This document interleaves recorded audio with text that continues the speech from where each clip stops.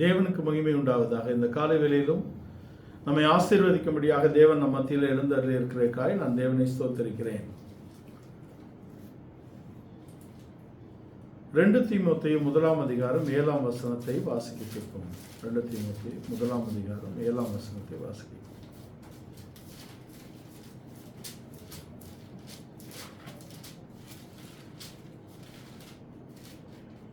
தேவன் நமக்கு பயமுள்ள ஆவியை கொடாமல் பலமும் அன்பும் தெளிந்த புத்தியுமுள்ள ஆவியையே கொடுத்திருக்கிறார் என்று அப்போஸ்தலனாகிய பவுல் தீமோத்தேயுக்கு எழுதுகிறார். தேவன் நமக்கு பயமுள்ள ஆவியை கொடாமல் அன்பும் பலமும் தெளிந்த புத்தியுமுள்ள ஆவியை கொடுத்திருக்கிறார் என்று கடந்த வாரத்திலும் நாம் பார்த்தோம். இந்த ஆவி நமக்குள்ளே தேவனுடைய ஆவி தங்கி இருக்கக்கூடிய ஆலயமாக இருக்கிறோம். கொரிந்தியருக்கு அதை சொல்லும் பொழுது 1 கொரிந்தியர் 6:19 உங்கள் சரீரமானது நீங்கள் தேவனாலே பெற்றும் உங்களில் தங்கியும் இருக்கிற பரிசுத்த ஆவியினுடைய ஆலயமாய் இருக்கிறது என்றும் நீங்கள் உங்களுடையவர்கள் அல்ல என்றும் அறியீர்களா என்ற கேள்வியை அங்கே வைக்கிறார். தேவன் நமக்கு பயமுள்ள ஆவியை கொடாமல் அன்பும் பலமும் தெளிந்த புத்தியும் உள்ள ஆவியை தந்திருக்கிறார். அன்பு, பலம், தெளிந்த புத்தி இருக்கும் பொழுது அந்த ஆவி நமக்குள்ளே வாசம் பண்ணுகிறார் என்பதையும் நாம் அறிந்து கொள்ள வேண்டும். நம்முடைய சரீரமானது தேவனாலே நாம் பெற்றும் தேவனுடைய ஆவி நம்மில் பரிசுத்த ஆவியானவர் நம்மளே தங்கி இருக்கக்கூடிய தேவனுடைய ஆலயமாய் இருக்கிறது என்பதை நாம் தெரிந்து கொள்ள வேண்டும். நாம் தான் தேவனுடைய ஆலயமாக இருக்கிறோம். அது மாத்திரமல்ல, நாம் தேவன் தங்கும் வீடாக இருக்கிறோம். மாத்திரமல்ல, தேவனுடைய மகிமை நம்மிலிருந்து விளங்கக்கூடிய தேவனுடைய பெட்டியாக நாம் காணப்படுகிறோம் என்று கடந்த வாரங்களிலே நாம் பார்த்தோம். யாத்திராகமம் 25ஆம் அதிகாரத்தின் 8ஆம் வசனத்தை நாம் வாசிக்க கேட்கலாம். யாத்திராகமம் 28ஆம் அதிகாரத்தின் 5ஆம் வசனம். 25ஆம் அதிகாரத்தின் 8ஆம் வசனம். யாத்திராகமம் 25:8. அவர்கள் நடுவிலே நான் வாசம் பண்ண எனக்கு ஒரு பரிசுத்த ஸ்தலத்தை உண்டாக்குவார்களாக என்று மோசேயோடு தேவன் சொல்லி தனக்கென்று ஒரு பரிசுத்த ஸ்தலத்தை அவர்கள் மத்தியிலே அவர் வாசம் செய்யும்படியாக உண்டாக்கும்படியான கட்டளை பிறப்பிக்கப்பட்டது. இந்த கட்டளை பிறப்பிக்கப்பட்டதின் முழு காரியத்தையும் மோசே மலையிலே தேவனோடு இருந்து அதை கற்றுக்கொண்டு அவர் செய்ய ஆரம்பித்த இடத்திலே அங்கே முதலாவது சொல்லப்படுவது என்ன? 10ஆம் வசனத்திலே சித்தி மரத்தினால் ஒரு பெட்டியை பண்ண கடவர்கள். சித்தி மரத்தினால் ஒரு பெட்டியை பண்ண முதலாவது அவர் சொன்ன இடத்திலேயே உடன்படிக்கை பெட்டி தான் அங்கே கட்டப்படுகிறது. சித்தி மரத்தினால் ஒரு பெட்டியை பண்ண கடவீர்கள். அதன் நீளம் 2.5 முழம், அதன் அகலம் 1.5 முழம், அதன் உயரம் 1.5 முழம். 47, 27, 27 சென்டிமீட்டர்ஸ் இல்லை இன்ச்சஸ்ன்னு வருமா? அந்த பெட்டி உடன்படிக்கை பெட்டி. இங்கே முழம் என்பது 2.5 முழம் நீளம், 1.5 முழம் அகலம், 1.5 முழம், அதாவது 2.5 5 2.5 முழம் நீளம் என்பது 2 பக்கம் இருக்கிறது. 1.5 முழம் அகலம் என்பதின் 2 பக்கம் இருக்கிறது. 2.5 முழம் உயரம் என்பதின் 2 பக்கம் இருக்கிறது. இது தேவனுக்கும் மனிதனுக்குமான உடன்படிக்கை பெட்டியாக இருக்கிறது. இதை சித்தி மரத்தினால் செய்து அதை முழுவதும் தங்கத்தினால் நீ மூட வேண்டும். அதை எங்கும் பசும் பொன் தகட்டால் மூடுவாயாக. நீ அதன் உட்புறத்தையும் வெளிப்புறத்தையும் பசும் பொன் தகட்டினால் மூட வேண்டும் என்ற கட்டளை அவனுக்கு கொடுக்கப்படுகிறது. இந்த கட்டளையை அவன் தான் முதலாவது நிறைவேற்றுகிறான். தேவனுடைய பெட்டியை செய்யக்கூடிய மாதிரியை தான் முதலாவது மோசே ஏற்படுத்துகிறார். மோசேக்கு பின்பாக அங்கே ஆரோன் தான் ஆசரிப்பு கூடாரத்தின் ஊழியத்திலே அவன் பணிக்கப்பட்டாலும் நியமிக்கப்பட்டாலும் கூட அதற்கு முன்பாக அவன் அபிஷேகம் பண்ணப்பட்டவன் அல்ல, அவன் ஏற்படுத்தப்பட்டவனாக இருக்கிறான். நியமிக்கப்பட்ட ஒரு மனிதனாக அவன் அங்கே இருக்கிறான். ஆனாலும் நியமிக்கப்பட்ட மனிதனுக்குரிய அபிஷேகம் அவனுக்கு இல்லாததினாலே மோசே இறங்கி வருவதற்கு முன்பாக ஜனத்தின் போக்குக்கு அவன் போகக்கூடிய இடத்துல இருக்கிறான். தன் ஸ்தானத்தை காப்பாற்றிக் கொள்வதற்காக, தன் ஜீவனை காப்பாற்றிக் கொள்வதற்காக ஜனங்கள் சொன்னபடி செய்து ஒரு கன்றுக்குட்டியை அவன் செய்து விட்டான். இது அவனுடைய அபிஷேகத்துக்கு முன்னான அனுபவமாக இருக்கிறது. தேவன் ஒரு ஒழுங்கை அவர்களோடு உறவிலே இருக்கும்படியாக சொன்னால், அந்த உறவின் ஒழுங்கை கொஞ்சம் கொஞ்சமாக இஸ்ரவேலர்கள் ஒரு வழிமுறையாக, ஒரு மார்க்கமாக, ஒரு மதமாக அவர்கள் மாற்றிவிட்டார்கள் என்பதை நாம் அறிந்து கொள்ள வேண்டும். தேவன் உறவுக்காக சொன்னதை அவர்கள் வேறு விதமாக மாற்றிவிட்டார்கள். ஆரோனின் குமாரர், அங்கே ஆசாரிய ஊழியத்துக்காக ஆரோனின் குமாரரும் அபிஷேகம் பண்ணப்பட்டாலும் அவர்கள் தேவனுடைய வீட்டை ஒரு அதிகார மையமாக அல்லது தாங்கள் இயங்கக்கூடிய ஒரு தலைமையகமாக அவர்கள் மாற்றக்கூடிய இடத்தில் இருக்கிறார்கள். தேவன் சொன்ன எல்லாம் ஒரு அடையாளத்துக்காக அவர்கள் கை கொள்ள வேண்டும். அது தேவ ஜனம் தேவனோடு உள்ள உறவின் மகிமையை, மகத்துவத்தை புரிந்து கொள்ளும் வரைக்கும் அவர்கள் இந்த முறைமையிலே நடத்தப்பட வேண்டும் என்றுதான் சொன்னாரே தவிர, அதை ஒரு மதமாக, அதை ஒரு மார்க்கமாக, அதை கடுமையானதாக மாற்றும்படியாக அவர் சொல்லவில்லை. ஆனால் அது தானாகவே கடுமையாக மாற்றக்கூடிய இடத்துக்கு போய்விட்டது. அதுக்கு ஆசாரியர்கள் ஒரு பக்கம் காரணம் என்றால், ஜனங்கள் இன்னொரு பக்க காரணமாக இருக்கிறார்கள். நாம் சபையின் கட்டமைப்பை தேவனுடைய வீடு, தேவனுடைய குடும்பம் என்ற இடத்தில் இருந்து அதை ஒரு கட்டமைப்பு என்ற இடத்துக்கு கொண்டு போகும் பொழுது, ஒரு அட்மினிஸ்ட்ரேஷன் செட்டப்புக்குள்ள நம்ம கொண்டு போகும் பொழுது, ரிலேஷன்ஷிப்ல இல்லாதபடிக்கு, உறவிலே இல்லாதபடிக்கு, அதை ஒழுங்கு முறைமை என்ற இடத்துக்கு நாம் கொண்டு போகும் பொழுது, அதை நாம் ஒரு மார்க்கமாக நாம் மாற்றும் பொழுது அது கடுமையானதாக மாறிவிடுகிறது. அங்கே அன்பு இல்லாதபடிக்கு தனிந்து போகக்கூடியதாக இருக்கிறது. ஊழியர்களின் வீழ்ச்சியின் காரணம் என்ன? ஆவிக்குரிய வாழ்க்கையின் வீழ்ச்சியின் காரணம் என்ன என்றால், தேவன் அதை ஒரு கருத்துக்காக ஏற்படுத்தி, தேவன் அதை ஒரு கருத்திலே சொன்னால், நாம் அதை மற்றொரு பக்கத்தில் எடுத்து அதை நாம் மற்றொரு பக்கத்திலே இயக்க துவங்கினோமானால் நம்முடைய ஊழியமும் நம்முடைய ஜீவியமும் வேறு விதமாக மாறிவிடுகிறது. அங்கே தேவனுடைய பிரசன்னத்தை நாம் இழந்து விடுகிறோம், தேவனுடைய நடத்திப்பை நாம் இழந்து விடுகிறோம். நாம் தேவ சித்தத்தை செய்யாதபடிக்கு நம்முடைய அறிவு சார்ந்து போகக்கூடிய இடத்துக்கு நாம் மாறிவிடுகிறோம். இதுதான் அங்கே ஃபெயிலியர். அங்கே ஆரோன் ஆசாரியனாக்கப்பட்டாலும் கூட மோசே தான் தகப்பனாக விளங்கக்கூடிய இடத்தில் இருக்கிறார். மோசே தான் ஜனத்தை சுமக்கக்கூடிய இடத்தில் இருக்கிறார். ஆரோனுடைய குமாரர் அந்நிய அக்கினியை எடுத்துக்கொண்டு வந்து அங்கே அடிப்பட்ட இடத்திலே அங்கே அவன் ஆரோனும் கூட அசைந்து விடுகிறான். இதை எப்படி அவன் செய்வான் என்பதிலே ஒரு ஐயம் வந்து விடுகிறது. ஆனால் மோசேயை கொண்டு தேவன் பேசி அவனை பலப்படுத்தி கொண்டு போகிறார். அந்த அந்நிய அக்கினியை குறித்து பலவிதமான கருத்துக்கள் எபிரேய கண்ணோக்கத்திலும் அங்கே கிறிஸ்துவை அறிந்த யூதர்களுடைய கண்ணோக்கத்திலும் இருக்கிறது. இது இப்பொழுது அது நமக்கு அவசியம் அல்ல. ஆனால் அவர்கள் உள்பிரவேசிக்கக்கூடிய ஒழுங்குமுறைகளை தேவன் ஏன் வைத்தார் என்றால், அவர்கள் தேவனை முற்றிலும் அறிந்து கொள்ள வேண்டும். பஸ்கா ஆட்டுக்குட்டியின் ரத்தத்தினாலே மீட்கப்பட்டார்கள், எகிப்தின் முறைமையிலிருந்து விடுதலையாக்கப்பட்டார்கள். ஆனால் எகிப்திலிருந்து அவர்கள் பரிபூர்ணமாக விடுதலையாக்கப்படவில்லை. எகிப்து அவர்களுடைய மனதிலும் இருதயத்திலும் இருந்தது. தேவனை எதிர்த்து நின்றார்கள், தங்கள் இச்சைக்கேற்றபடி கேட்டு வாங்கினார்கள், தேவனுக்கு பிரியமில்லாதபடி முரண்டு பிடித்தார்கள். தேவன் ஏற்படுத்தின தலைமையை, தேவன் ஏற்படுத்தின தகப்பனை அவர்கள் எதிர்த்தார்கள், முறுமுறுத்தார்கள், அவனுக்கு எதிராக கிரியை செய்தார்கள். இது ஒரு பக்கம். தேவனுடைய முறைமையை மார்க்கமாக்கினார்கள், மதமாக்கினார்கள் என்று எடுத்துக்கொள்ளலாம். அவர் ஒரு உறவுக்குள்ளே வரும்படியாக விரும்புகிறார் இல்லையா? இல்லைன்னா இந்த கூடாரத்தை ஏன் மத்தியில போட சொல்லணும்? அந்த மலை மேலேயே போட சொல்லியிருக்கலாம், தனித்து இருந்திருப்பார். ஜனத்தோடு அவர் பேச விரும்பினார். ஜனங்கள் தான் சொன்னார்கள், நீர் எங்களோடு பேசினால் நாங்கள் மரித்து போவோம், நீர் மோசையோடு பேசும், மோசே பேசுகிறதை நாங்கள் கேட்டுக்கொள்வோம் என்று சொன்னார்கள். ஆனால் ஒரு கட்டத்தில் இவர்களே திரும்பி கேட்குறாங்க, மோசே கிட்ட மாத்திரம்தான் பேசுவாரா, எங்க கிட்ட பேச மாட்டாரா? அவர் ஏற்படுத்தின முறைமையை கடினமாக்கினவர்களும் அந்த மார்க்கத்திலிருந்து, தேவன் ஏற்படுத்தினவைகளிலிருந்து அகன்று போனார்கள்.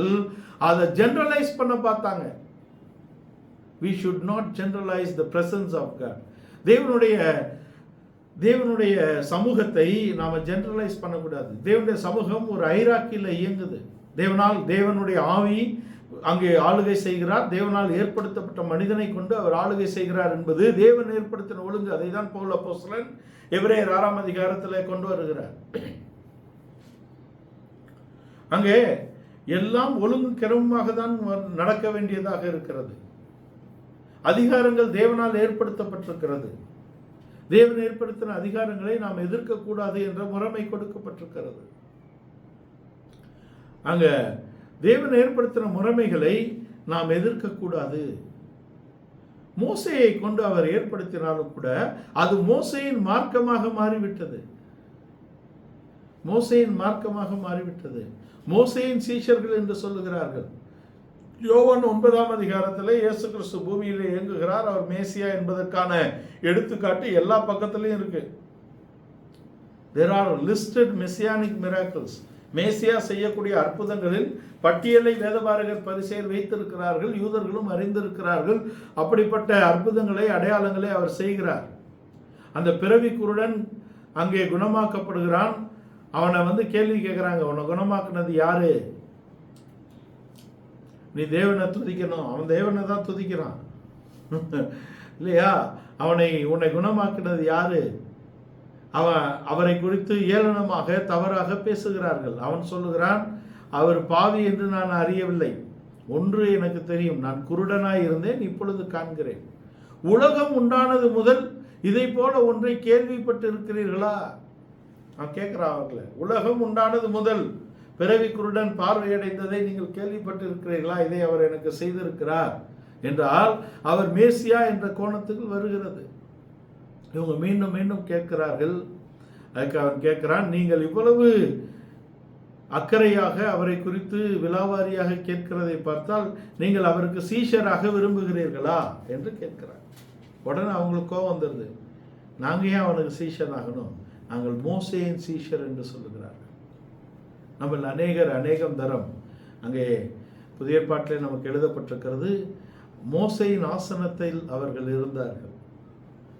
இங்கே மேசியாவை பின்பற்றி இந்த அன்பின் மார்க்கத்துக்குள் வந்த நாமும் கூட சில சமயங்களில் மோசேயின் மார்க்கத்தை கையில் எடுக்கக்கூடிய இடத்தில் இருக்கிறோம். மோசேயின் மார்க்கம் விழுந்தது என்று நான் சொல்லவில்லை. அது அன்பை பற்றி கொள்ளாதபடிக்கு அது வெறும் கட்டளைகளால் நிறைந்ததாக இருந்து அது தோல்வியடைந்திருக்கிறது.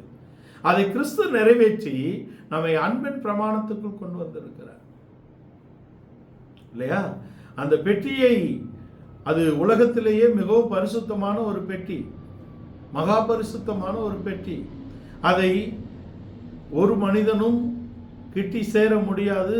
அதை சேரக்கூடிய ஒழுங்குகளை தேவன் வைத்திருந்தார். ஏனென்றால் அதன் மேல் இருக்கக்கூடிய மூடியாகிய கிருபாசனத்தின் மேல் இருக்கக்கூடிய கேருபீன்களின் மத்தியிலே தேவன் எழும்பி அவர்களுக்கு வார்த்தையை கொடுப்பார். அதை கொண்டு வந்து அவன் ஜனத்தோடு பேசக்கூடிய இடத்திலே பிரதான ஆசாரியன் இருக்கிறான். உலகத்திலேயே மிகவும் பரிசுத்தமான ஒரு மனிதன் ஒரு நாள் மாத்திரம் அதற்கு பக்கத்தில் போக முடியும். அதன் பக்கத்தில் போகும்போது மாத்திரம்தான் அவன் மகா பரிசுத்தம் உள்ள மனிதனாக உலகத்திலே காணப்படுகிறான்.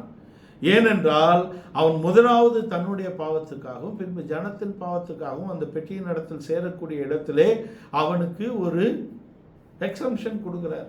அந்த எக்ஸம்ஷன் எப்படி வருது அப்படின்னா, அந்த இரத்தத்தினாலே அவன் சுத்திகரிப்பை அடைந்து கொண்டு தற்காலிகமான ஒரு பரிசுத்தத்தோடு அங்கே உள்ளே பிரவேசிக்கக்கூடிய இடத்தில் இருக்கிறான். ஆனால் அது பரிபூர்ணமாக அவனுக்கு கிடைக்கவில்லை. அது பரிபூர்ணமாக கிடைப்பது என்பது எங்கே? கிறிஸ்துவின் இரத்தத்தினால் தான் பரிபூர்ணமான பரிசுத்த ஜீவியத்தை நாம் அடைந்து கொள்கிறோம். கிறிஸ்துவின் மூலமாக தான் தேவனுடைய பரிசுத்த ஆவி நமக்குள்ளே வாசமாய் இருக்கிற ஆலயமாக நாம் மாற்றப்படுகிறோம். கிறிஸ்துவினால் தான் தேவனுடைய பெட்டியாக நாம் மாற்றப்படுகிறோம். மோசேக்கு செய்த அந்த பெட்டி, மோசேயினால் செய்யப்பட்ட அந்த பெட்டி அங்கே ஆரோனினால் அங்கே அந்த ஆசாரிய முறைமை இயங்கிக் கொண்டிருக்கக்கூடிய இடத்தில் இருந்தாலும் கூட அந்த தலைமை மாற்றப்பட்டு கொண்டே வருகிறது. மோசேக்கு அடுத்தபடியாக அங்கே யோசுவாவின் காலத்தில் அந்த பெட்டி ஆசாரியர்களால் சுமக்கப்பட்டு சரியாக அது வாக்குத்தத்தத்தின் தேசத்துக்குள்ளே கொண்டு வரும்படியான காரியங்களை நடப்பிக்கக்கூடிய இடத்திலே தேவன் நடத்தினார். மோசேக்கு பின்பாக யோசுவாவுடைய காலத்திலே பெட்டியை சுமக்கக்கூடிய ஆசாரியர்களுடைய பாதங்கள் பட்ட மாத்திரத்தில் அங்கே பிரவாகித்து வரக்கூடிய யோர்தான் 2ஆக பிரிக்கப்பட்டது. அப்படின்னா என்ன? பிரமாணத்தை சுமக்கக்கூடிய ஆசாரியர்களுடைய பாதம் அவ்வளவு வல்லமையுள்ளதாக, மகிமையுள்ளதாக, பரிசுத்தம் உள்ளதாக மாற்றப்படுகிறது. ஏனென்றால் அவர்கள் பெட்டியை சுமக்கிறார்கள். இதை நாம் புதிய ஏற்பாட்டிலே பார்த்தால் நாம் எப்பொழுதும் தேவனுடைய பிரசன்னத்தை சுமக்கக்கூடிய தேவனுடைய ஆலயமாக, சர்வபூமியின் தேவனுடைய பெட்டியாக நாம் காணப்படுகிறோம் என்பதை நாம் எப்பொழுதும் மனதில் கொண்டிருக்க வேண்டும். அப்படிப்பட்ட ஒரு ஜீவியத்தை நாம் செய்வோமானால் நம்முடைய வாழ்க்கையிலே தேவ மகிமை, தேவனுடைய வல்லமை, தேவனுடைய பரிசுத்தம், தெய்வீகம் நம்மிலிருந்து வெளிப்படக்கூடிய இடத்தில் இருக்கிறது. அதை கொண்டு வந்தாலும் கூட கில்காலிலே அந்த பெட்டியை வைத்து அதுக்கு பின்பு ஒவ்வொருவரையும் அவன் விருத்த சேதனம் செய்யக்கூடிய இடத்தில் இருக்கிறது. அப்படின்னா என்ன? அவர்கள் வாக்குத்தத்தத்தின் தேசத்துக்கு போவதற்கு முன்பாக அவர்களுடைய குறைபாடுகள் முழுவதும் அகற்றக்கூடிய இடத்திலே தேவன் கிரியை செய்து கொண்டே வருகிறார். அவர்கள் உடன்படிக்கைக்கு உட்பட்டார்கள். இந்த வனாந்தரத்திலே தேவனை எதிர்த்த யுத்த புருஷர்களாகிய அத்தனை இஸ்ரவேலரும் அங்கே மடிந்து போனார்கள். அடுத்த சந்ததி தான் உள்ள போகுது. அந்த சந்ததியிலே நாம் அறிந்திருக்கிறபடி யோசுவாவும் காலேபும் மாத்திரம்தான் உள்ள போனாங்க. மற்றவர்கள் எல்லோரையும் கில்காலிலே அவன் விருத்த சேதனம் பண்ணான். அங்கே தேவன் எகிப்தின் நிந்தையை அவர்கள் மேல் இருந்து புரட்டி போட்டார். ஒரு உடன்படிக்கை. இந்த விருத்த சேதனம் ஆபிரகாமோடு செய்த உடன்படிக்கையின் நினைவு கூறுதலாக இருக்கிறது. இதை நாம் அறிந்திருக்கிறோம். ஒரு உடன்படிக்கையின் உறவில் தான் எகிப்தின் நிந்தை நம்முடைய ஜீவியத்தை விட்டு புரட்டப்படுவதாக இருக்கிறது. உலகத்தின் அழுக்குகளிலிருந்து, உலகத்தின் பாலான ஜீவியத்திலிருந்து தேவன் நம்மை மீட்டுக் கொண்டது மெய்தான். ஆனால் நாம் ஒரு மதமாக இயங்கிக் கொண்டிருக்கிறோமா? எழுத்தின்படி இவைகளை கை கொள்ளக்கூடிய இடத்தில் இயங்கிக் கொண்டிருக்கிறோமா? அல்லது தேவனோடு உள்ள உடன்படிக்கையின் உறவிலே சரியாக இருக்கிறோமா? ஒரு உடன்படிக்கையின் உறவுதான் நம்முடைய ஜீவியத்தில் இருக்கக்கூடிய நிந்தையை நீக்கக்கூடிய இடத்தில் இருக்கிறது. நம்முடைய ஜீவியத்தின் நிந்தையை புரட்டி போடக்கூடிய கில்காலின் உடன்படிக்கையின் உறவிலே நாம் வர வேண்டும். அதற்கு பின்பாக இதே பெட்டி தான் அங்கே எரிகோவின் மதிலை தகர்த்தது என்பதை நாம் அறிந்து கொள்ள வேண்டும். நாம் உள் பிரவேசியாதபடி அங்கே எரிகோவையும், எரிகோவின் ராஜாவையும், எரிகோவின் யுத்த புருஷரையும் உன் கையிலே ஒப்பு கொடுத்தேன் என்று தேவன் சொன்னார். அதற்கு இந்த பெட்டியை சுமக்கக்கூடிய ஆசாரியர்கள் அங்கே 6 நாள் 6 முறையும் 7ஆம் நாள் 7 முறையும் சுற்றி வந்து தேவனை ஆர்ப்பரித்து அந்த எரிகோவை பிடித்தார்கள் என்பதை நாம் அறிந்தோம். இந்த பெட்டி யோசுவாவின் தலைமையிலே யோர்தானை கடந்து கில்காலின் உடன்படிக்கைக்குள்ளாக வந்து எரிகோவின் அந்த அரணான கோட்டைகளை அவர்கள் தகர்த்து உள்பிரவேசித்து எரிகோவை அவர்கள் கட்டி கொண்டார்கள், பிடித்து கொண்டார்கள். ஆனால் இந்த எரிகோவில் இருந்து அந்த பெட்டி அதுக்கு பின்பாக சீலோவுக்கு வந்து விட்டது. சீலோவுக்கு வந்து விட்டது. அது ஒரு அதிகாரப்பூர்வமான இடமாக சீலோ எங்கும் சொல்லப்படவில்லை. ஆனால் இவர்கள் கொண்டு வந்து விட்டார்கள். அங்கே ஆராதனை நடக்கிறது, அங்கே முறைமை நடக்கிறது, அங்கே ஏலியும் இருக்கிறார். இதில் நம்ம பார்த்தோம்னா மோசேயின் காலத்தில் தேவனுடைய உறவை தேவன் ஸ்தாபிக்கும்படியாக, தன்னுடைய ஜனத்தோடு உறவிலே அவர் இருக்கும்படியாக, தன் ஜனத்தோடு அவர் அன்பிலே நிலைக்கும்படியாக, அவர்களை பரிசுத்தப்படுத்தி தன்னோடு இணைத்துக் கொள்ளும்படியாக அவர் எவ்வளவு பிரயாசப்பட்டாலும் கூட அதை ஒரு மதமாக, மார்க்கமாக, அதை சடங்காச்சாரமாக மாற்றினார்களே ஒழிய அவர் சொல்ல வந்த கருத்தை அவர்கள் புரிந்து கொள்ளவில்லை என்பது வெளியரங்கமாக இருக்கிறது. நம்முடைய வாழ்க்கையிலே நாம் ஆவிக்குரிய காரியங்களை நிகழ்த்தக்கூடிய இடத்தில் இருக்கிறோம். அதை சடங்காச்சாரமாக நிகழ்த்துகிறோமா அல்லது அவருடைய உறவிலே நாம் இருக்கிறோமா என்பதை நாம் பார்த்து கொள்ள வேண்டும். தேவனுடைய ஆலயம் அங்கே ஒரு அட்மினிஸ்ட்ரேட்டிவ் ஹெட்டாக மாறிடுச்சு. இன்ஸ்டிடியூஷனலைஸ் பண்ணிட்டாங்க. ஒரு இன்ஸ்டிடியூஷனாக மாறிடுச்சு. தேவனுடைய சபை ஒரு இயக்கமாக மாறிவிட்டது, ஒரு ஸ்தாபனமாக மாறிவிட்டது. அதோடு தான் இஸ்ரவேலுக்கு உறவு இருந்ததே தவிர தேவனோடு உறவு இல்லை. அப்படி அது மாற்றப்பட்டு விட்டது. அதோடைய விளைவு என்ன? அங்கே ஆரோனின் குமாரர் மரித்தார்கள். அதோடைய விளைவு என்ன? அவர்கள் அதை ஜெனரலைஸ் பண்ண பார்த்தாங்க. அதுக்கப்புறம் தேவனுடைய சமூகத்தை எல்லோருக்குமானதுதான், தேவனுடைய சமூகம் இல்லை என்று சொல்லவில்லை. ஆனால் தேவனுடைய சமூகம் எல்லோருக்குமானதாக இருந்தாலும் தேவனுடைய சமூகம் பயபக்திக்குரியது என்பதை அவர்கள் மறந்து விட்டார்கள். கோராகின் புத்திரர் எழும்பி மோசேக்கு எதிராக பேசினார்களே, அவர்கள் they want to generalize the presence of God.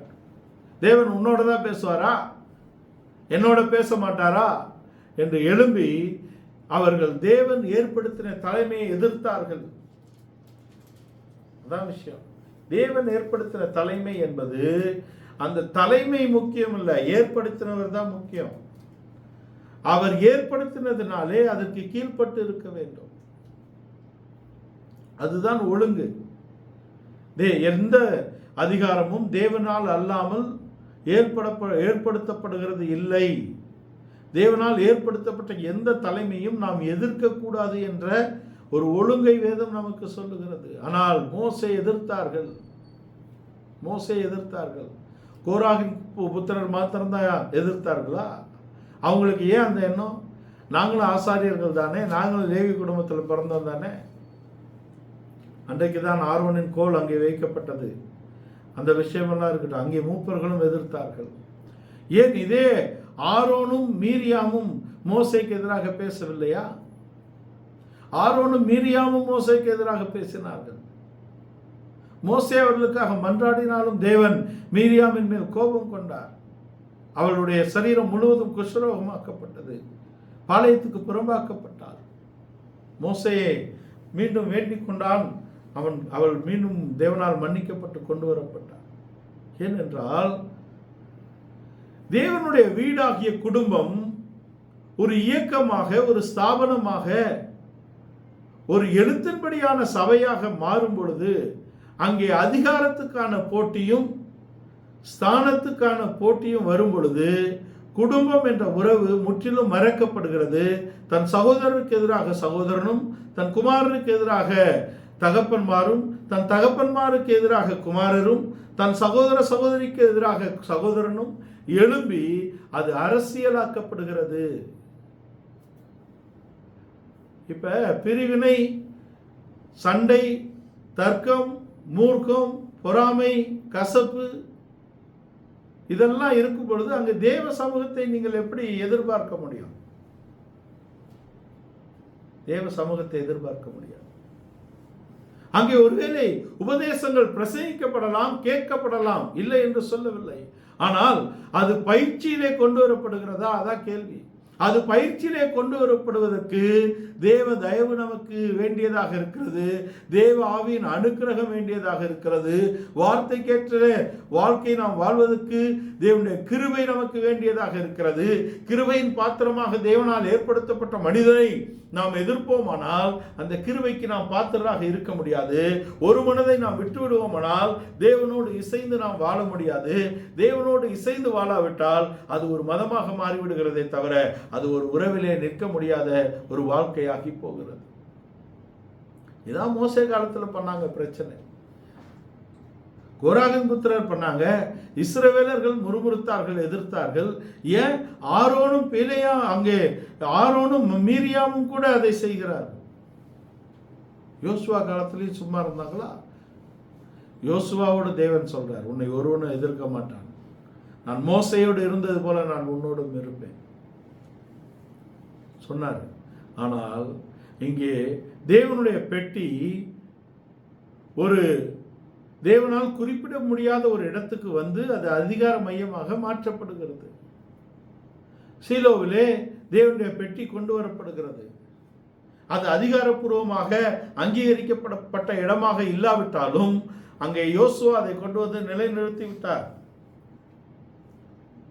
இவங்க அதை தேவனுடைய நடத்திப்பின்படி போகாததினாலே யோசுவாவின் காலத்துக்கு பின்பாக யோசுவா இருந்தபோது இருந்த தலைவர்களை, மூப்பர்களை தவிர அவர்களுடைய காலத்துக்கு பின்பாக இஸ்ரவேலர்கள் தேவனுடைய ஒழுங்கிலே இல்லை. ஏனென்றால் இது ஒரு மார்க்கமாக்கி விடப்பட்டதே தவிர இது ஒரு உறவாக, தேவனோடு உள்ள உறவாக இல்லை.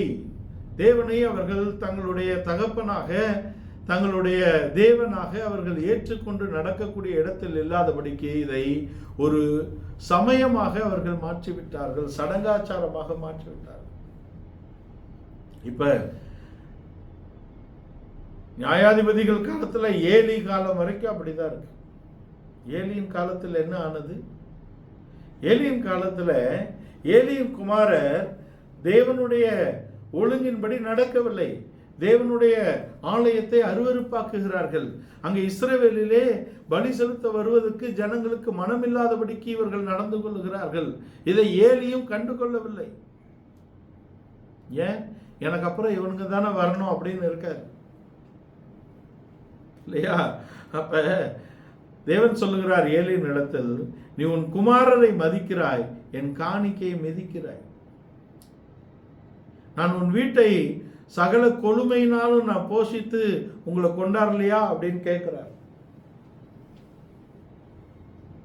ஏலி கண்டிச்சாரு பிள்ளைங்களை. எப்படி கண்டிச்சாரு? என் குமாரரே, இதெல்லாம் நன்மைக்கு இல்லை அப்படின்னு கண்டிக்கிறார். அவன் உணர்வற்று இருக்கிறான். உணர்வற்று இருக்கிறவனை என்ன செய்யணும்?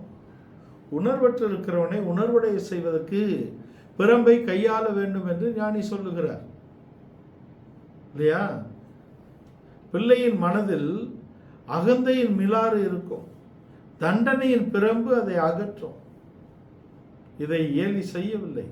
அதான் பிரச்சனை. அதன் விளைவு என்ன? இஸ்ரவேலர்கள் பெலிஸ்தியருக்கு எதிராக படையெடுத்திருக்கிறார்கள். ஏலியின் குடும்பம் ஆசாரிய ஊழியம் செய்து கொண்டிருக்கிறது. பெலிஸ்தியர் நெருக்கி வரும்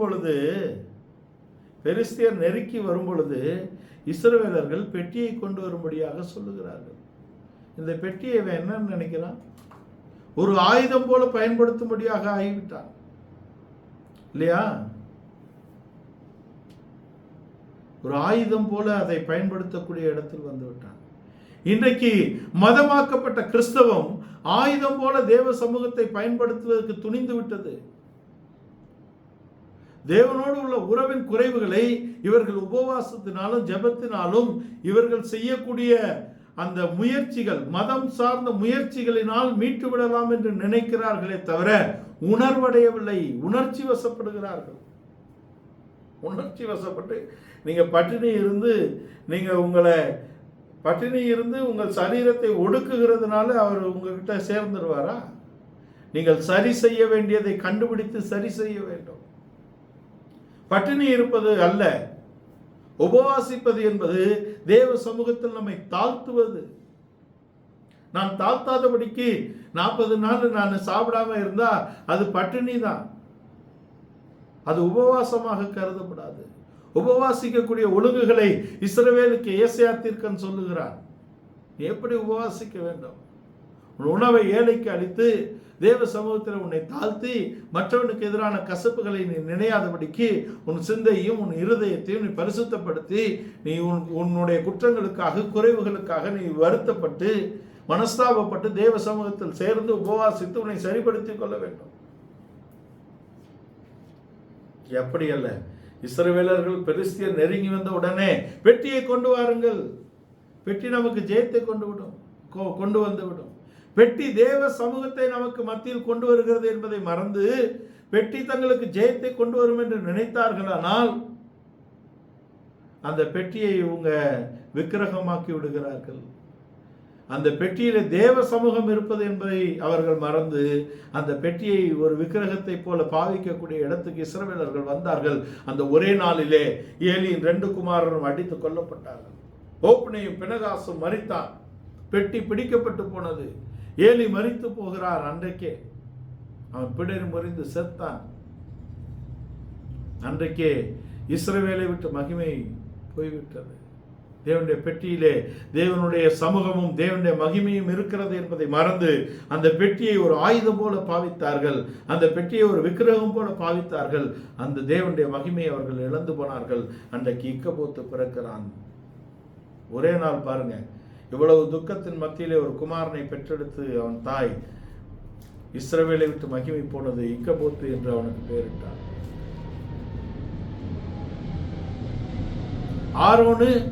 ஆரோன் குமாரர் மார்க்கமாக்கி ஆரோனின் குமாரர் மரித்து போனார்கள். ஏன் மரித்து போனார்கள்? தேவனை குறித்த பயபக்தி இல்லாதபடிக்கு மரித்து போனார்கள். ஏலியின் குமாரர் என்ன ஆனார்கள்? தேவனை குறித்த பயபக்தி இல்லாதபடிக்கு மரித்து போகிறார்கள். இப்பொழுது தேவன் ஒரு சாமுவேலை எழுப்புகிறார். சாமுவேலுடைய நாளெல்லாம் பெலிஸ்தியர் இஸ்ரவேலை மேற்கொள்ள முடியவில்லை. தன் உயிரோடு இருந்த நாளெல்லாம் இஸ்ரவேலை நியாயம் விசாரித்த ஒரு நியாயாதிபதியாக அவன் இருக்கிறான். சிம்சோனின் அந்த பிரதிஷ்டையின் அந்த குறைபாடுகளை நீக்கக்கூடிய ஒரு பரிபூர்ணமான மனிதனாக அவன் கொண்டு வரப்படுகிறான். சிம்சோனே, உன் மகாபலன் எங்கே? அவனுடைய பிரதிஷ்டையிலே இருந்தது. நசரேயன பிரதிஷ்டையை குறித்து லேவியராகமத்திலே சரியாக எழுதப்பட்டிருக்கிறது. எல்லோரும் புசிக்கக்கூடியதை அவன் புசிக்க கூடாது. எல்லோரும் வாழ்வது போல அவன் வாழக்கூடாது. எல்லோருக்கும் இருப்பது போல அவன் உணர்ச்சி வசப்படக்கூடாது. தன் அண்ணனுக்காகவோ, தன் தம்பிக்காகவோ, தன் தங்கைக்காகவோ, தன் மனைவிக்காகவோ, தன் பிள்ளைக்காகவோ, தன் தாய்க்காகவோ, தன் தகப்பனுக்காகவோ தன்னை கீறி அவன் தீட்டுப்படுத்த கூடாது என்ற ஒழுங்கை வைத்திருந்தால் அவன் தேவனுக்கு என்று வேறு பிரிக்கப்பட்டவனாக இருந்தான். அப்படி இருந்தும் அங்கே சிம்சோனின் வாழ்க்கையில் இருந்த குறைபாடுகளை நிறைவாக்கக்கூடிய ஒரு சாமுவேலை தேவன் எழுப்பி கொடுத்திருக்கிறார். தேவனுடைய வார்த்தை பரிபூர்ணமாக அவனுக்கு வெளிப்படுத்தப்பட்டது. தேவனுடைய வார்த்தைகளில் ஒன்றும் அவன் கீழே விழாதபடிக்கு தேவன் அவனை காத்தார் என்று வார்த்தை சொல்லுகிறது. அவன் தேவனுக்கு முன்பாகவும் ஏலிக்கு முன்பாகவும் ஏபோத்தை தரித்து ஊழியம் செய்யக்கூடியவனாக இருந்தான். ஆனா நிலைமை என்னங்க? அவனுடைய குமாரர் 2 பேர் அங்கே நியாயம் விசாரித்தார்கள். 3 குமாரர் அவனுக்கு. 2 பேர் இஸ்ரவேலை நியாயம் விசாரித்த சாமுவேலின் குமாரர் சாமுவேலை போல இல்லை. பரிதானம் வாங்கி நியாயத்தை புரட்டினார்கள். தேவனுக்கு பிரியமில்லாத வழியிலே நடந்தார்கள். ஏனென்றால் தேவனை குறித்த பயபக்தி அவர்களுக்கு இல்லை. ஏனென்றால் தேவனை குறித்த பயபக்தி அங்கே மதமாக்கப்பட்டிருந்தது, மார்க்கமாக்கப்பட்டிருந்தது. அது ஒரு சடங்காச்சாரத்துக்குள்ளே சென்றிருந்தது. தேவன் ஒரு குடும்பமாக இஸ்ரவேலை நினைத்தார். ஒரு மனிதனுடைய ஒரே மனிதனுடைய பெயரை சொல்லி அவர்களை அழைத்தார். முழு இஸ்ரவேலை அவர் குமாரன் என்று உரைத்தார். தன்னை அவர்கள் தகப்பனாக உறவிலே வர வேண்டும் என்று நினைத்தார். அவர்கள் இது எல்லாவற்றையும் மதமாக சடங்காச்சாரமாக மாற்றி போட்டார்கள். இங்கே பெட்டி மீண்டும் கொண்டு வரப்பட்டது. அது அமினதாபின் வீட்டுக்கு வந்தது. அமினதாபின் வீட்டில் இருந்தது. அது ஒரு வீடு என்று சொல்லப்பட்டாலும் கூட கூடாரத்திலே, ஆசரிப்பு கூடாரத்தில் பெட்டி இருந்து எப்படி அது சடங்காச்சாரமாக மதமாக மாற்றப்பட்டு குமாரர்கள் மரித்தார்களோ அந்த பெட்டி இப்பொழுது ஒரு வீட்டுக்கு வந்திருக்கிறது, அமினதாபின் வீடு. ஆனால் ஒருவித மாற்றமும் இல்லை, ஆசீர்வாதமும் இல்லை. 20 வருட காலம் அவன் வீட்டில் தான் இருந்தது. 20 வருஷம் இருந்திருக்குங்க. அந்த பெட்டியின் மகிமையை அவன் அறியவில்லை. அந்த பெட்டியை குறித்த எந்த விதமான கருத்து அவனுக்கு இல்லாதிருந்தால் தான் அப்படி நடந்திருக்கிறது. 20 வருடம் கழித்து அவனுக்கு நடந்தது என்ன? அமினதாபின் வீட்டிலே 20 வருடம் இருந்த பெட்டி அமினதாபின் வீட்டுக்கு கொண்டு வந்தது என்ன? அவன் குமாரன் மரித்து போனான். பெட்டிய பாலயூதாவில் இருந்து தன் வீட்டுக்கு கொண்டு போகும்படியாக தாவீது வந்திருக்கிறார்.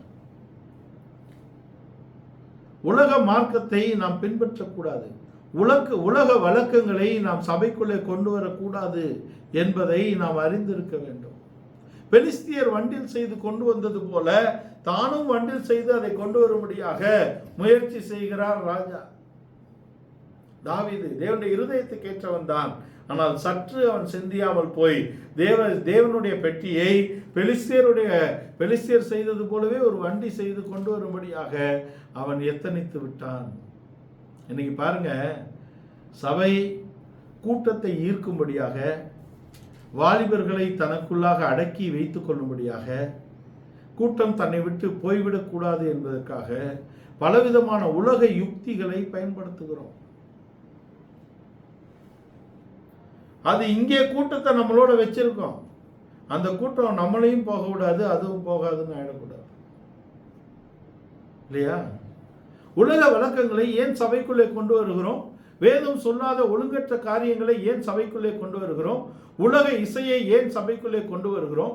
உலக நடனத்தை ஏன் சபைக்குள்ளே கொண்டு வருகிறோம்? இன்றைக்கு பெந்தகோஸ்தே சபை என்று சொல்லக்கூடிய சபைகள் கூட சண்டே கிளாஸ் ப்ரோக்ராம் என்ற பேரில் அவர்கள் போடுகிற ஆட்டம் இருக்கிறது ஒரு பயபக்தி இல்லாத ஒரு வாழ்க்கை. பயத்தோடும் நடுக்கத்தோடும் குமாரன் கோபம் கொள்ளாமலும் வழியிலே நீங்கள் அழியாமலும் இருக்கும்படிக்கு அவருடைய பாதத்தை மொத்தம் செய்யுங்கள். இவர்கள் ஆடுகிற இந்த ஆட்டத்தை நான் சொல்லுகிறேன், விக்கிரக ஆராதனை செய்கிறவன் கூட தன் ஆலயத்துக்குள் ஆடுகிறதில்லை, வெளியே தான் ஸ்டேஜ் போட்டு ஆடுறான். கிறிஸ்தவம் மாத்திரம்தான் உள்ள எந்த பிரசங்க மேடையோ எங்கே தேவனுடைய வார்த்தை பேசப்படுகிறதோ அதே மேடையிலே டான்ஸ் ஆடுறான். கேட்டா தாவீது ஆடினார். தாவீது எங்க ஆடினார்? தெருவில் ஆடினார், ஆலயத்தில் ஆடவில்லை.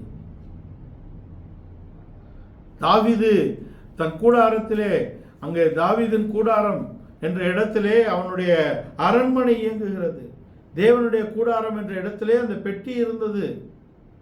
ஆனா அவன் இசைக்கிறவர்களையும் பாடுகிறவர்களையும் வெளியில் தான் நிறுத்தினார்கள். அந்த ஒழுங்கை சாலமோன் மூலம் அவன் நிறைவேற்றினான். சாலமோனின் ஆலயத்திலே இசைக்கிறவர்கள், பாடல்காரர்கள் வெளியே தான் நின்னாங்க. பூரிக்கைகளை வாசிக்கிறவர்கள், எக்காலம் ஊதுகிறவர்கள், பாடல்காரர்கள் எங்க நின்னாங்க? வெளியில நின்னாங்க, உள்ள இல்ல. இங்கே அமினதாவின் வீட்டிலிருந்து வந்த பெட்டி வண்டியிலே கொண்டு வரப்படுகிறது. உலக வழக்கத்தை கொண்டு வந்து விட்டான். பெலிஸ்தியர் செய்ததை அவன் செய்யும்படியாக எத்தனைத்து விட்டான். ஏன் பெலிஸ்தியர் செய்தார்கள் என்றால், பெலிஸ்தியர்களே அந்த பெட்டியை தூக்கக்கூடிய லேவியர்கள் இல்லை. பெட்டியை கண்டு இப்பொழுது பயந்திருக்கிறார்கள். அங்கே மரணம் மும்முரமாக இருக்கிறது. அதனால அவங்க பலிகளை எல்லாம் வைத்து அனுப்பிவிட்டார்கள். ஆனால் நீ அப்படி செய்யலாமா? தாவீது அப்படி செய்தது தவறு. சுமக்கக்கூடிய லேவியரின் புத்திரர் இருக்கிறார்கள். அதை கொண்டு வருவதற்கான ஒழுங்கு முறைமைகள் இருக்கிறது. அதையெல்லாம் அவர் மீறினதினாலே அங்கே ஊசா செத்தான். அபினதாவின் வீட்டில் பெட்டி 20 வருஷம் இருந்தது. விளைவு என்ன? அவன் குமாரன் மரித்து போகிறான். துணிந்து மரித்தான். பாருங்க, இவனும் துணிகரம் கொண்டுதான் பெட்டியில் கை போட்டான். சவுலும் துணிகரம் கொண்டுதான் பலியிட்டான். உசியா ராஜா அவன் பலப்பட்ட போது, ஆவிக்குரிய ரீதியிலே அவன் பலப்பட்ட போது, ஆவிக்குரிய ரீதியிலே ஒரு வளர்ச்சி வந்த போது, அவன் ஆசாரியர் செய்யக்கூடிய பணியை செய்யும்படியாக தன்னை அவன் முன்னெடுக்கிறான். அதை முன்னெடுத்து அதை செய்யக்கூடிய இடத்தில் போய் அவன் அடிபடுகிறான். ஏன்?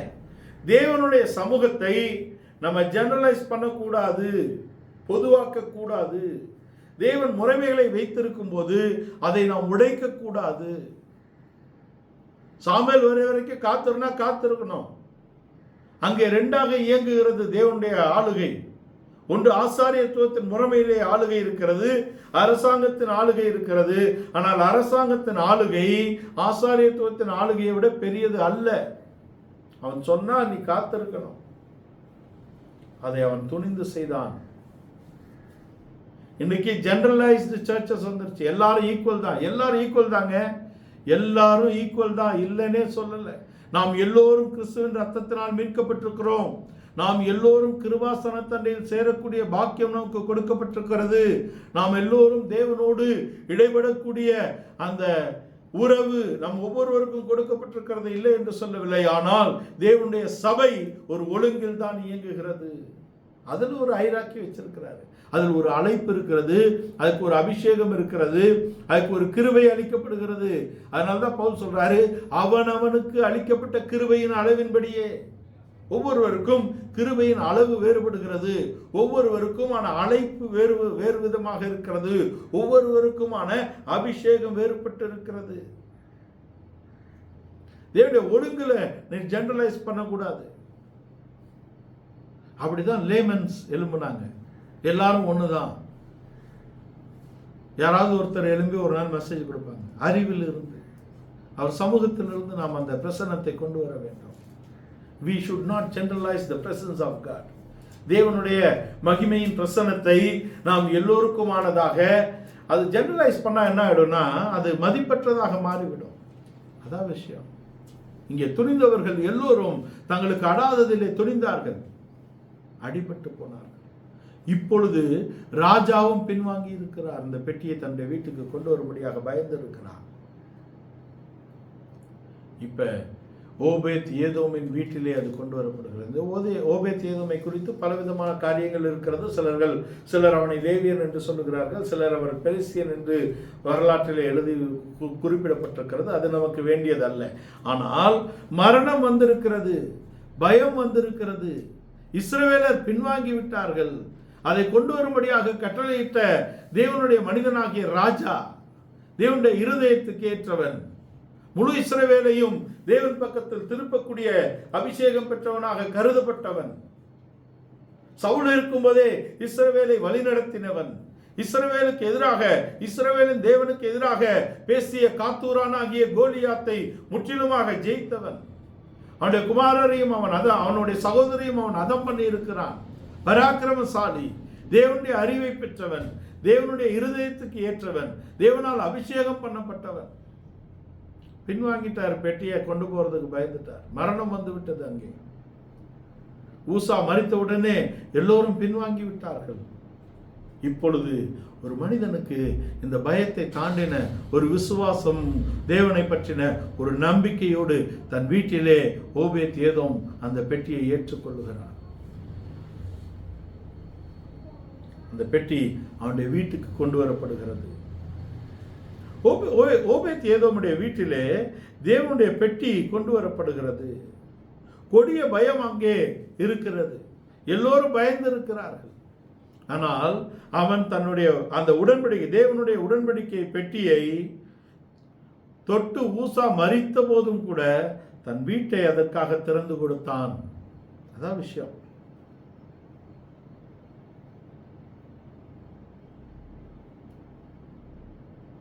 உலகமே பயந்திருக்கிறது. அவனுக்கு தெரிந்த உலகம் இஸ்ரவேல் முழுவதும் பயந்திருக்கிறது. அவன் தன் வீட்டை தேவனுடைய பெட்டிக்காக திறந்து கொடுத்தான். நம்முடைய குடும்பங்களிலே மெய்யான தெய்வீக ஆசீர்வாதம் வரும்படியாக நாம் தேவனுடைய பிரசன்னத்தை நாம் காத்துக்கொள்ள வேண்டும். தேவனுடைய பலிபீடத்தை நாம் பரிசுத்தமானதாக காத்துக்கொள்ள வேண்டும். தேவனுடைய பந்தியை நாம் பரிசுத்தமுள்ளதாக நாம் அனுசரிக்க வேண்டும். அதுக்கு ஒரு நாளை நியமித்திருக்கிறார்கள். பரிசுத்தவான்கள் ஒரு சுத்திகரிப்பை வைத்து வருகிறார்கள். ஆனால் எனக்கு ஒரு கேள்வி, அன்றைக்கு மாத்திரம் நாம் சுத்திகரித்து கொண்டு தேவனுடைய பந்தியிலே பங்கு பெறுவதற்கு இருந்தோமானால் மற்ற நாட்களிலே நாம் எப்படி இருக்கிறோம் என்பதை நாம் நிதானிக்க வேண்டும். முதல் நூற்றாண்டு சபை, அப்போஸ்தலர்களால் நடத்தப்பட்ட சபை, அவர்கள் கூடி வரும்போதெல்லாம் பந்தி அனுசரிக்கப்பட்டது. ஏனென்றால் தேவனுடைய வருகைக்கு அவர்கள் எப்பொழுதும் ஆயத்தமாக இருந்தார்கள். துன்பம் நிறைந்த, வருத்தம் நிறைந்த, மரணம் நிறைந்த ஒரு காலகட்டத்திலே அவர்கள் ஜீவித்து வந்தார்கள். கிறிஸ்துவின் வருகைக்காக அவர்கள் எப்பொழுதும் காத்திருந்தார்கள். பரிசுத்தமாக தங்களை பாதுகாத்து கொண்டார்கள். தேவனுக்கான ஜீவியம் ஒன்று ஜீவித்தார்கள். இன்னைக்கு எப்படி இருக்கும்? 6 நாள் உலகத்தில் நம்ம பிஸியாக இருக்கோம். நம்ம வேலை நேரத்தில் கடவுளே கூப்பிட்டா கூட திரும்பி பார்க்க முடியாத அளவுக்கு பிஸியாக இருக்கும். அப்புறம் வாங்க வேலையாக இருக்கிறேன்னு சொல்கிற அளவுக்கு பிஸியாக இருக்கும். நம்முடைய மனம் போன போக்கில் நடக்கிறோம். மனிதனே பாடுகிறான், உலக மனிதன் பாடுகிறான், மனம் போன போக்கில் மனிதன் போகக்கூடாது என்று. ஆனால் இன்றைக்கு நாம் எப்படி வாழ்கிறோம்? நம் மனம் போன போக்கிலே 6 நாளும் வாழ்ந்து விடுகிறோம். நடுவில் ஒரு பைபிள் ஸ்டடி, அது உங்களை நினைப்பூட்டும்படியாக தான் வைக்கப்படுகிறது இல்லையா? எபிரேயம் படிக்கிறோம், ஆராய்ச்சி செய்கிறோம். இதெல்லாம் எதற்காக வைக்கப்பட்டிருக்கிறது? நாம் எப்பொழுதும் தேவனை நினைவு கூறும்படியாக, அவருடைய வேதத்தை நாம் ஆராய்ச்சி செய்யும்படியாக, அவருடைய சமூகத்தை நாம் இழந்து விடாதபடிக்கு காத்துக்கொள்ளும்படியாக, அவரோடு உள்ள உறவிலே நாம் நிலைத்திருக்கும்படியாக செய்கிறோம். 3 மாசத்துக்கு ஒரு சுத்திகரிப்பு வச்சு அன்னைக்கு மட்டும் நம்ம சுத்திகரித்து பரிசுத்தமாக அதில் நான் குறைவு சொல்லவில்லை. மற்ற நாட்களில் நம்முடைய வாழ்க்கை எப்படி இருக்கிறது? நாம் உபதேசிக்கக்கூடிய உபதேசம் நம் ஜீவியமாக இருக்கிறதா? அவன் தன் வீட்டை திறந்து கொடுத்தது மாத்திரமல்ல, தன் வீட்டை அந்த பெட்டி கொண்டு வரப்பட்ட பின்பு தேவனுக்கேற்ற பயபக்தியோடு தன் வீட்டை அவன் மீண்டும் அமைத்து கொண்டான். தன் வீட்டை தேவனுடைய பெட்டி தங்குவதற்கான ஸ்தலமாக மாற்றக்கூடிய ரெவரன்ஸ் அவனுக்கு இருந்தது, அந்த அறிவு அவனுக்கு இருந்தது. அவனுடைய சந்ததியை தேவனுடைய பெட்டி தங்குமிடமாக இருப்பதற்காக தன் குடும்பத்தை அவன் புறணமைக்கக்கூடிய இடத்திலே அவன் இருந்தான். அவனுடைய குமாரரை அதற்கு ஏற்ற அறிவிலே அவன் நடத்தக்கூடிய இடத்தில் அவன் இருந்தான். அதனாலதான் அவனுடைய வீடு தேவன் தங்கும். ஒரு பழைய பாட்டு இருக்கு, தேவன் தங்கும் எந்த வீடும் திருப்பதி ஆகும். திருப்பதி என்றால் நீங்க திருப்பதி நினைச்சக்கூடாது. திருப்பதி, பதி என்றால் பாதம், திரு என்பது கடவுளை குறிக்கிறது. தேவன் தங்கும் எந்த வீடும் தேவனுடைய பாதம் இருக்கும் இடமாக மாறுகிறது என்று கொண்டு வருகிறார் பாட்டுக்காரர். தேவன் தங்கும் எந்த வீடும் திருப்பதி ஆகும். திருப்பதியை நினைச்சுக்காதீங்க. அப்ப தேவன் தங்கும் எந்த வீடும் அவருடைய சமூகத்தின் இடமாக இருக்கிறது, அவருடைய உறவின் ஸ்தானமாக மாற்றப்படுகிறது. ஓபேத் ஏதோம் தன் வீட்டை தேவன் தங்கும் இடமாக மாற்றினான். பாருங்க, சாமுவேலின் வீடு அதே சடங்காச்சாரத்தின் கீழ் அவன் குமாரர் நீதியை நிலைநிறுத்தக்கூடாதவர்களாக போனார்கள். ஏலியின் குமாரர் மரித்து போனார்கள். ஏன் ஆரோனின் குமாரரும் மரித்து போனது உண்டு. ஆனா இங்கே பாருங்க, அபினதாபின் குமாரனும் மரித்து போகிறான்.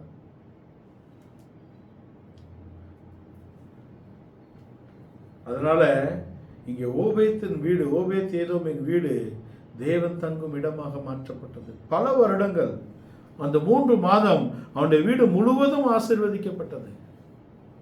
ஆனால் பல வருடங்களுக்கு பின்பாக கூட அவனுடைய குமாரர் வாசல் காக்கிறவர்களாக ஆலயத்திலே வந்தார். அவருடைய பணி என்ன?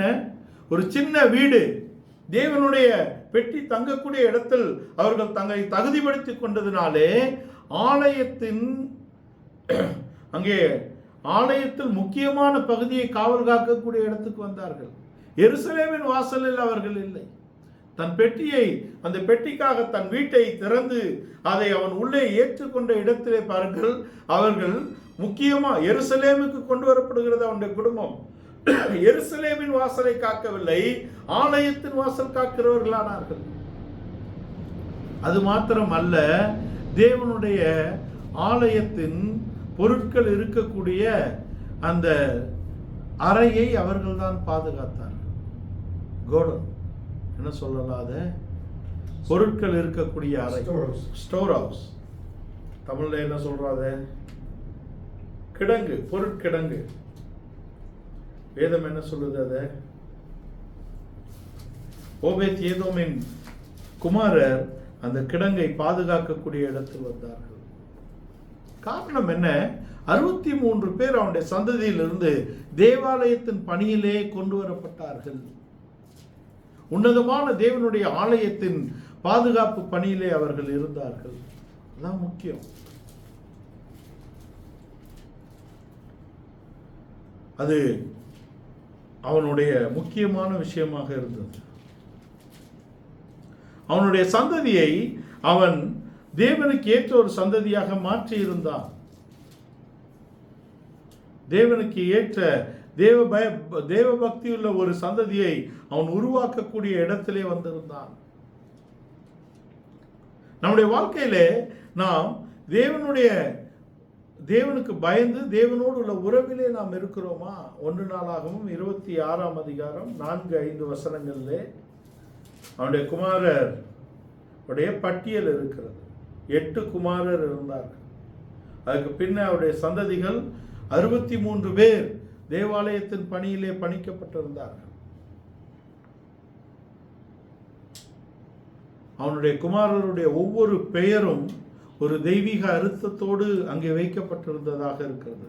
செமேயா முதல் பிறந்தவன். அவருடைய அர்த்தம் யெகோவா கேட்டருளினார். தேவன் கேட்டருளினார் என்று அர்த்தப்படுகிறது. யெகோவா ஆசீர்வதித்தார், இரண்டாவது குமாரனுடைய பெயர். யெகோவாவின் சகோதரன் இன்னொரு குமாரனுடைய பெயர். நான்காவது குமாரனுடைய பெயர் ரிவார்டு, வேஜஸ், பலன் என்று வைத்திருக்கிறார். தேவனுடைய ஈவு, கிஃப்ட் ஆஃப் காட், ஐந்தாவது குமாரனுடைய பெயர். ஆறாவது குமாரனுடைய பெயர் மக்களின் தேவன். Our God is a God of people. There is a reward, work of Jehovah. தேவனுடைய கிரியை, தேவனுடைய கிரியைக்கான பலன் என்று பெயர்களை வைத்திருக்கிறார். அவருடைய குமாரர் எல்லோரும் 8 குமாரர். 8 என்பது நாம் எல்லோரும் அறிந்திருக்கிறோம். 8 என்ற இலக்கம் ஒரு புதிய துவக்கத்தை காண்பிக்கிறது. There is a new beginning. Obed ஏதோமின் வீட்டிலே ஒரு புதிய துவக்கம். தேவனுடைய பிரசன்னத்தை சுமக்கக்கூடிய வீடாக அது மாற்றப்பட்டது. அவனுடைய சந்ததி தேவ பக்தியுள்ள சந்ததியாக பரிபூர்ணமான ஆசீர்வாதத்தை அது பெற்றுக்கொண்டது. அவர்கள் 3 மாதம் முழுவதும் ஆசீர்வதிக்கப்பட்டது மாத்திரமல்ல, they made that as their culture, a lifestyle. தங்களுடைய வாழ்வியலாக, தங்களுடைய கலாச்சாரமாக தேவ பிரசன்னம் தங்கள் வீட்டில் இருப்பதை ஒரு கலாச்சாரமாக, வாழ்வியலாக மாற்றிக்கொண்டார்கள். அதுதான் அவனுடைய பின் சந்ததி முழுவதும் ஆசீர்வதிக்கப்பட்டு தேவனுடைய ஆலயத்தின் பணியிலே பரிபூர்ணமாக நிலைத்திருப்பதற்காக கொண்டு வரப்பட்டது. நம்முடைய வாழ்க்கையிலே நாம் தேவ பிரசன்னத்தை ஆலயத்துக்குரியதாக மாற்றிவிட்டோம். ஆலயத்துக்கு போனா பயபக்தியா இருக்கிறோம், ஜெபம் பண்ணக்கூடிய இடத்துல பயபக்தியா இருக்கிறோம். நாம் தேவன் தங்கும் வீடாக இருக்கிறோம், நாம் தேவனுடைய ஆலயமாக இருக்கிறோம், நாமே தேவனுடைய பெட்டியாக இருக்கிறோம். அந்த பெட்டிக்கு பல பெயர் இருக்கிறது. அதில் ஒரு பெயர் என்ன? சாட்சி பெட்டி.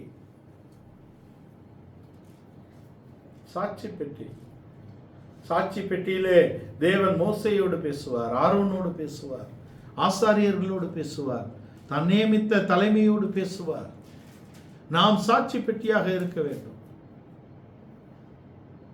நீங்கள் போகிற வீடு, நீங்கள் போகிற பட்டணம் ஆசீர்வதிக்கப்பட்டிருக்கும். நீங்கள் தான் பெட்டி என்று சொல்லுகிறார் தன் சீஷர்களோடு. உங்களை ஏற்றுக்கொள்ளுகிறவன் என்னை ஏற்றுக்கொள்ளுகிறான். உங்களை ஏற்றுக்கொள்ளுகிற வீடு, உங்களை ஏற்றுக்கொண்டு உங்களுக்கு ஒரு கலசம் தண்ணீர் கொடுத்தாலும் கூட அந்த வீடு அந்த சமாதானத்துக்கும் ஆசீர்வாதத்துக்கும் பாத்திரமாக இருக்கும். அது இல்லாவிட்டால் வந்து விடுங்கள். நீங்கள் எப்பொழுதும் என்னை சுமந்து செல்லக்கூடிய இடத்தில், தெய்வீக பிரசன்னத்தை சுமந்து செல்லக்கூடிய இடத்தில் இருக்கிறோம். இஸ்ரவேலர்கள் எருசலேமை ஒரு முக்கியமான ஸ்தலமாக்கினார்கள். தங்களோடு தேவன் இருப்பதை மறந்து போனார்கள். ஆலயத்தை முக்கியப்படுத்தினார்கள். ஆலயத்துக்குரியவர்களாக மாறி போனார்கள், தேவனுக்குரியவர்களாக மாறவில்லை. இன்றைய கிறிஸ்தவம் நம்ம எங்கே கொண்டு போகிறது? நாம் ஒரு ஆவிக்குரிய வாழ்க்கை வாழுகிறோமா அல்லது நாம் சடங்காச்சாரமான வாழ்க்கை வாழுகிறோமா? அதான் முக்கியம். 3 பாட்டு பிரசங்கம், சோத்திர பாட்டு, ஆவில் நிரம்பணும், 3 பாட்டு பிரசங்கம். இது ஏற்படுத்தப்பட்டபடி அப்படியே போயிட்டே இருக்கு. ஒழுங்குகளை நான் குறை சொல்லவில்லை. ஒழுங்குகளை நாம் சடங்காச்சாரமாக மாற்றிக்கொண்டு இருக்கிறோம். புறம்பான பரிசுத்தத்துக்கு நாம் கொடுக்கக்கூடிய முக்கியத்துவத்தை நாம் உள்ளான பரிசுத்தத்துக்கு கொடுக்கிறோமா? தெய்வீக சுபாவத்துக்கு கொடுக்கிறோமா? உபதேசங்களை கற்றுக்கொள்வது நல்லதுதான், அதை மனனம் செய்வதும் நல்லதுதான், அதை சபைக்கு கொண்டு வருவதும் நல்லதுதான். அது பயிற்சியிலே இருக்கிறதா? கை கொள்ளுகிறோமா? Do you have the culture? அப்போஸ்தலர்கள் வாழ்ந்தார்களே, அந்த வாழ்வியலை நம்முடைய வாழ்க்கை முறையாக்கி இருக்கிறோமா? ஆதி திருச்சபை கை கொண்ட முறைமைகளை நாம் முறைமைகளாக வைத்திருக்கிறோமா, வாழ்வியலாக மாற்றி இருக்கிறோமா? அவர்கள் அவைகளை வாழ்வியலாக மாற்றி இருந்தார்கள். அதை நாம் முறைமையாக்கும் பொழுது அதிகாரங்கள், ஸ்தானங்கள் காக்கப்படும்படியாக மனிதர்கள் தங்களுடைய சுயத்தை வெளிப்படுத்துகிறார்கள். மாம்சீகம் வெளிப்படுகிறது, எழுத்தின்படியான ஒரு வைராக்கியம் வெளிப்படுகிறதே தவிர தெய்வீகம் வெளிப்படவில்லை. தெய்வீகம் வெளிப்பட வேண்டும். அதான முக்கியம். கிறிஸ்துவை நாம் எப்பொழுதும் நினைவு கூற வேண்டும். என்னை நினைவு கூறும்படி இதை செய்யுங்கள் அப்படின்னா 3 மாதத்துக்கு ஒரு முறை செய்வதில் தவறல்ல. ஆனால் நாம் எப்போதும் அதுக்கு தகுதியானவர்களாக இருக்கிறோமா? எப்பொழுதும் தெய்வீக பிரசன்னத்தை நாம் சுமந்தவர்களாக இருக்கிறோம் என்ற அறிவு உணர்வு நமக்கு இருக்கிறதா? உணர்ச்சி வசப்படக்கூடிய ஒரு கூட்டமாக கிறிஸ்தவம் மாறிவிடக்கூடாது. உணர்வுள்ளவர்களாக நாம் ஜீவிக்க வேண்டும். தேவனுடைய வசனத்துக்கும் அவருடைய ஆவியின் சத்தத்துக்கும் எப்பொழுதும் உணர்வுள்ளவர்களாக நாம் இருக்க வேண்டும். நாம் எதற்காக அழைக்கப்பட்டோம், தேவன் எதற்காக நம்மை சிருஷ்டித்தார், ரட்சித்தார், அபிஷேகித்தார் என்பதை உணர்ந்தவர்களாக நாம் இருக்க வேண்டும். கிறிஸ்துவின் பலிக்கான, கிறிஸ்துவின் இரத்தத்துக்கான தகுதியான ஒரு வாழ்க்கையை நாம் செய்கிறோமா? அவர் நமக்காக ரத்தம் சிந்தியதற்கான தகுதியான வாழ்க்கையை நாம் செய்கிறோமா? நம்முடைய சிந்தையில் பரிசுத்தம் இருக்கிறதா? நம்முடைய வாழ்க்கையில் பரிசுத்தம் இருக்கிறதா? நம்முடைய நடக்கையிலே தெய்வீகம் வெளிப்படுகிறதா? நம்மை காண்கிறவர்கள் கிறிஸ்துவை காண்கிறார்களா? நாம் தேவனுடைய சமூகத்தை எப்பொழுதும் சுமந்து திரியக்கூடிய தேவனுடைய ஆலயமாக, தேவனுடைய மகிமை பொருந்தின பெட்டியாக நாம் காணப்படுகிறோமா?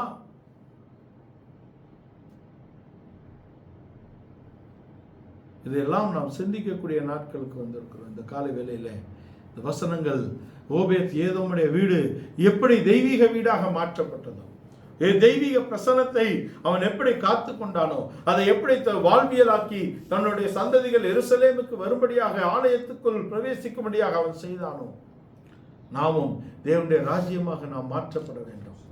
தேவனுடைய சமூகத்தை எப்பொழுதும் சுமந்து திரியக்கூடியவர்களாக நாம் மாற்றப்பட வேண்டும். சர்வ பூமியின் தேவனுடைய பெட்டியாக நாம் மாற்றப்பட வேண்டும். அவருடைய பிரசன்னத்தை எப்பொழுதும் பிரதிபலிக்கக்கூடியவர்களாக நாம் இருக்க வேண்டும். நான் பரிசுத்தராய் இருக்கிறது போல நீங்களும் பரிசுத்தராய் இருங்கள் என்று சொன்னாரே, அவருக்கு ஏற்ற ஒரு பரிசுத்த ஜீவியம் நான் செய்கிறோமா? இவைகள் எல்லாம் நாம் நம்மை நிதானிக்க வேண்டிய பகுதிகளாக இருக்கிறது. நாம் உணர்ச்சி வசப்படுவதற்காக அல்ல, நாம் உணர்வடைவதற்காக அழைக்கப்பட்டிருக்கிறோம். உணர்ச்சி வசப்பட்டவன் என்ன பண்ணா? உணர்ச்சி வசப்பட்டவன் நான் குற்றமில்லாத ரத்தத்தை காட்டி கொடுத்தேனே என்று இன்னும் உணர்ச்சி வசப்பட்டு போய் அதை ஆலயத்திலே அந்த வெள்ளிகளை எரிந்து போட்டு போய் நாண்டு கொண்டு செத்தான். உணர்ச்சி வசப்பட்டா நாண்டுகிட்டு சாக வேண்டியதான். உணர்வடைய வேண்டும். பேதுரு உணர்வடைந்தான். இயேசு சொன்ன வார்த்தைகள் அவனை தொட்டது. கிறிஸ்துவின் வார்த்தை அவனுக்கு கிரியை செய்தது. அவன் எழும்பி பிரகாசித்தான். தெய்வீகத்தை அவன் பிரதிபலித்தான். வெளியில் எங்கேயும் போய் கத்தல. அவருடைய ஆலயத்துக்குள்ளே அவன் அங்கே பகிரங்கமாக, வைராக்கியமாக, தேவ அன்பினால் ஏவப்பட்டவனாக பேசினான். நீங்கள் கொன்ற இயேசுவை அவர் கிறிஸ்துவும் கர்த்தர் ஆண்டவரும் ஆக்கினார் என்று சொன்னான். அந்த வைராக்கியத்தை விரும்புகிறோம். ஆனால் அது உணர்ச்சி வசத்தில் வரக்கூடாது. அது உணர்வடைந்து வார்த்தையினால் நமக்குள் அந்த வல்லமை வெளிப்பட வேண்டும். தேவன் தங்கும் வீடாக நாம் மாற்றப்பட வேண்டும். தேவனுடைய பெட்டியாக நாம் மாற்றப்பட வேண்டும். நம்முடைய மனதிலும் இருதயத்திலும் அவருடைய வசனங்கள் அங்கே எழுதப்பட வேண்டும். அவருடைய ஆவி நமக்குள்ளே தங்கி வல்லமையான கிரியைகளை செய்ய வேண்டும். அவருக்கேற்ற ஒரு பரிசுத்த ஜீவியத்தை நாம் செய்ய வேண்டும். யார் பார்த்தாலும் பார்க்காவிட்டாலும் ஒரு வெளிப்படையான தேவனுக்கு முன்பாக ஒரு பரிசுத்தமான ஒரு வாழ்க்கையை வாழும்படியாக நாம் அழைக்கப்பட்டிருக்கிறோம். அவருடைய கண்களுக்கு மறைவானது ஒன்றுமில்லை. எங்கே நான் ஓடுவேன்? வானத்துக்கு ஏறினாலும் உடைய கைப்பிடிக்கும், பாதாளத்துக்கு இறங்கினாலும் நீர் என்னை பிடிப்பேன், உடைய கண்கள் என்னை காணும் என்று தாவீது சொல்லுகிறார். அவருடைய கண்ணுக்கு மறைவானது ஒன்றுமில்லை. நாம் தேவனுக்கு முன்பாக ஒரு பரிசுத்த ஜீவியம், ஒரு குற்றமற்ற ஜீவியம், ஒரு கண்டிக்கப்படாத ஜீவியம் செய்யும்படியாக அழைக்கப்பட்டிருக்கிறோம். தேவனுக்கு முன்பாக ஒரு பரிசுத்த ஜீவியம் செய்வோம். மற்றவர்களுக்கு முன்பாக இடரலற்ற ஒரு ஜீவியம் செய்யும்படியாக அழைக்கப்பட்டிருக்கிறோம். நாம் தேவனுடைய குமாரர் என்பதை எப்பொழுதும் நாம் சிந்தையிலே வைத்தவர்களாக, நாம் தேவனுடைய ஜனங்கள் என்பதை எப்பொழுதும் சிந்தையிலே கொண்டவர்களாக, நாம் தேவனுடைய சாட்சி பெட்டி என்ற இடத்திலே கிறிஸ்துவை பற்றிய சாட்சியாக, கிறிஸ்துவின் சாட்சியாக நாம் வாழ வேண்டும் என்பதை எப்பொழுதும் நாம் கொண்டிருக்க வேண்டும். பேதுரு அப்போஸ்தலன் சொல்லுகிறார், அவருடைய பாடுகளின் சிந்தையை ஆயுதமாக தரித்து கொண்டால் பாவம் நம்மை மேற்கொள்வதில்லை, உலகம் நம்மை மேற்கொள்வதில்லை, இச்சை நம்மை மேற்கொள்வதில்லை, உலக காரியங்கள் நம்மை வீழ்த்துவதில்லை. இந்த காலை வேளையிலே வசனங்களுக்கு முற்றிலுமாக நாம் ஒப்பு கொடுப்போம்.